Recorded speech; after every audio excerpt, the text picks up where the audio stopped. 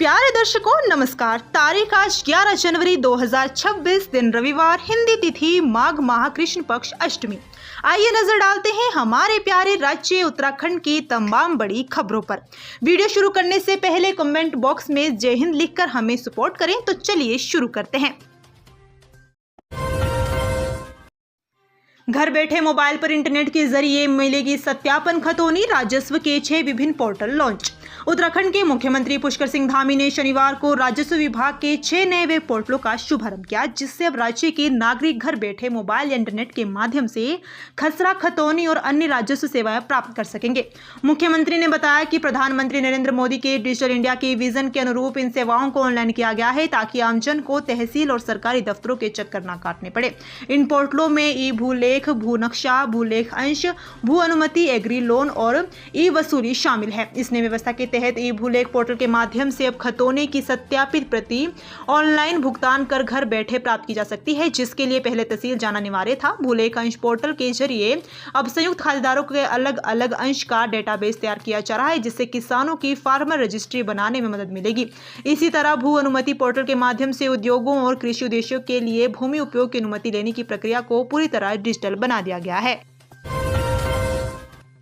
बारिश बर्फबारी की बेरुखी का असर 6 जिलों में घने कोहरे की चेतावनी, सूखी ठंड कर रही परेशान। उत्तराखंड में बारिश बर्फबारी की बेरुखी का सीधा असर तापमान पर पड़ने लगा है। प्रदेश भर में सूखी ठंड परेशान कर रही है। पर्वतीय इलाकों में शीतलहर व पाला तो मैदानी क्षेत्रों में कोहरा खूब परेशान कर रहा है। आने वाले दिनों की बात करें तो 15 जनवरी तक प्रदेश भर में मौसम शुष्क रहने की संभावना है। शुक्रवार को दून में दिन का अधिकतम तापमान सामान्य से 3.5 डिग्री बढ़ोतरी के साथ 22.8 डिग्री रिकॉर्ड किया गया, जबकि रात का न्यूनतम तापमान सामान्य से 2 डिग्री कमी के साथ 4.6 डिग्री रहा। ऐसा ही हाल प्रदेश के अन्य इलाकों का भी रहा। प्रदेश में बैटरी एनर्जी स्टोरेज सिस्टम लगाने की राह हुई आसान, नियामक आयोग ने किया नियम में संशोधन। उत्तराखंड में अब बैटरी एनर्जी स्टोरेज सिस्टम लगाने की राह आसान हो गई है। उत्तराखंड विद्युत नियामक आयोग ने यूजेवीएनएल के आपत्तियों व सुझाव के बाद पूर्व के नियमों में संशोधन कर दिया है। आयोग ने क्षमता आधारित टैरिफ को मंजूरी दे दी है।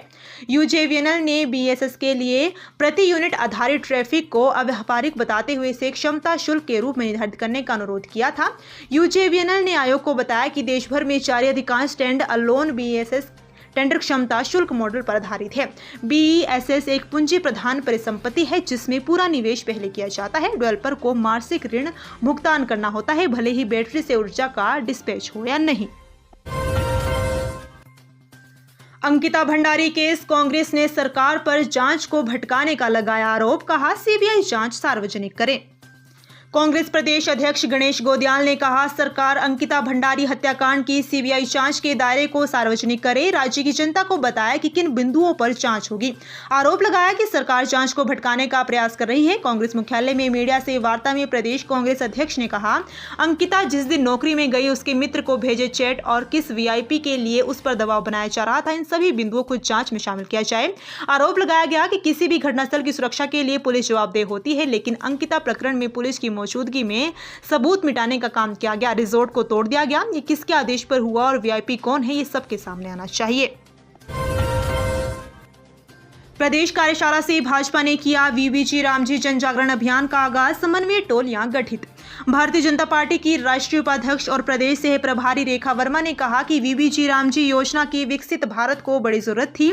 ये विकसित गांव की जरूरत को पूरा करेगी। भाजपा प्रदेश अध्यक्ष महेंद्र भट्ट ने कहा कि योजना भ्रष्टाचार के पूर्ण उन्मूलन में सहायक सिद्ध होगी।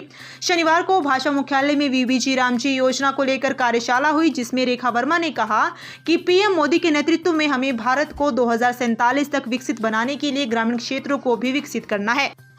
इसलिए मनरेगा में मौजूद कमियों को दूर करने और विकसित भारत की जरूरतों को पूरा करने के लिए वीबीजी रामजी योजना लाई गई है। इसमें रोजगार दिवसों की संख्या बढ़ाकर 125 की गई है।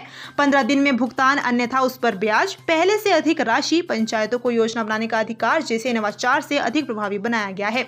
उन्होंने विपक्ष के भ्रम और झूठ की नीति का जिक्र करते हुए कहा कि उनकी सरकारों की मनरेगा से होने वाली काली कमाई अब तक रुक जाएगी।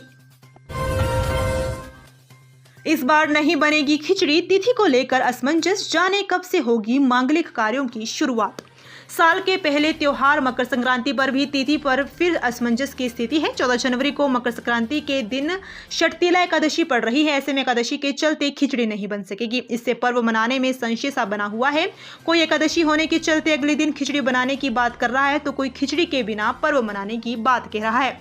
बीते दिनों में कई पर्वों की तिथि पर काफी संशय रहा। एक पर्व 2 दिन तक मनाने के निर्णय हुए। अब 2026 की शुरुआत में पहले त्योहार में ही तिथि पर संशय बन रहा है। दरअसल 14 जनवरी को मकर संक्रांति के दिन एकादशी पड़ रही है। श्री बुद्धि वल्लभ पंचांग के संपादक आचार्य पवन पाठक ने बताया कि 14 जनवरी को सूर्य देव दोपहर 3:07 पर मकर राशि में प्रवेश करेंगे। पुलिस कांस्टेबल भर्ती अधीनस्थ सेवा चयन आयोग 12 जनवरी से शुरू करेगा दस्तावेजों का सत्यापन। पुलिस कांस्टेबल भर्ती के तहत 12 जनवरी से उत्तराखंड अधीनस्थ सेवा चयन आयोग अभिलेख सत्यापन शुरू करेगा। शुक्रवार को आयोग ने इसकी सूचना जारी कर दी है।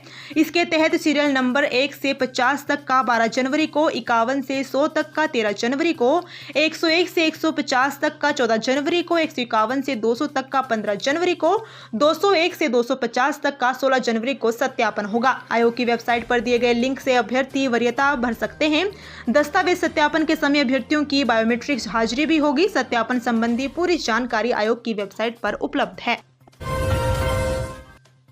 आबकारी विभाग ने मारा छापा, अवैध कच्ची शराब की जब्त। उत्तराखंड के ऋषिकेश में अवैध शराब के निर्माण और बिक्री पर प्रभावी रोक लगाने के उद्देश्य से आबकारी टीम ऋषिकेश एवं जनपदीय प्रवर्तन दल देहरादून द्वारा संयुक्त रूप से लगातार सघन अभियान चलाया जा रहा है। इसी क्रम में देर रात टीम को मुखबिर के माध्यम से लाल तप्पड़ क्षेत्र स्थित नेपाली बस्ती में अवैध कच्ची शराब बनाए जाने की सूचना प्राप्त हुई। सूचना के आधार पर संयुक्त टीम ने योजनाबद्ध तरीके से मौके पर दबिश दी। छापेमारी के दौरान अभियुक्त रश्मि देवी पत्नी लक्ष्मण क्षेत्री के घर की तलाशी ली गई, जहां से 20 लीटर अवैध कच्ची शराब एवं लगभग 500 किलोग्राम तैयार लहन बरामद किया गया।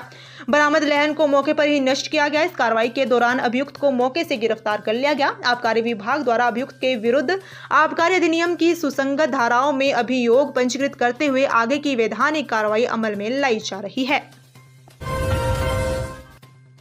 उत्तराखंड में बर्फबारी न होने से पर्यटन को 25 करोड़ का घाटा। मसूरी नैनीताल में कारोबार ठप।